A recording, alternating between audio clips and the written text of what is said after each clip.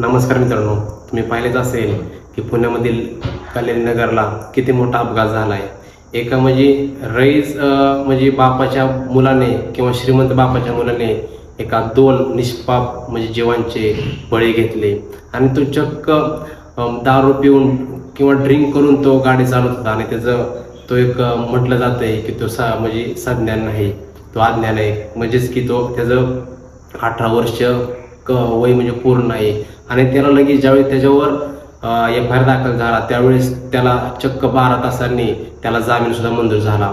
तर हे फक्त आपल्या भारतामध्ये ज्याच्याकडे पैसे आहेत ना तेच होऊ शकतं आणि आपल्या गोरगरिबांसाठी फक्त कायदे आहेत, श्रीमंतांसाठी कधीच कायदा नसतो, हे लक्षात ठेवा। आणि दुसरी गोष्ट, तो मुलगा अशा जामीनावर सुटला आहे की त्याच्यावर काही अटी घालून दिल्या आहेत। एक, त्याला 300 शब्दामध्ये जे काय घटना झाली त्याच्यावर त्याला निबंध लिहायचा आहे। दुसरी गोष्ट त्याला 15 दिवस ट्रॅफिक पोलिसांसोबत काम करायचं आहे आणि चौथी गोष्ट ज्यावेळी त्याच्या समोर अपघात होईल किंवा ऍक्सिडेंट होईल तर त्यांना मदत करायची, अशा अटीवर त्याला जामीन मंजूर झाला आहे।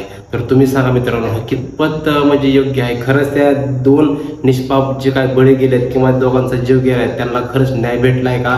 किंवा जे काही त्यांचे आई वडील आहेत त्यांना खरंच हा न्याय भेटलाय का किंवा हा न्याय म्हणता येईल का?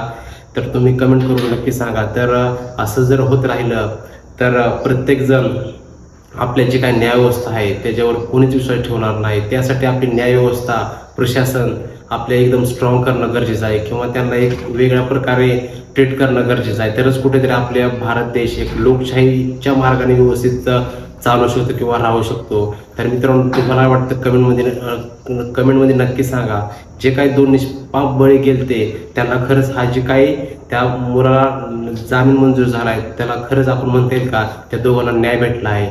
नमस्कार।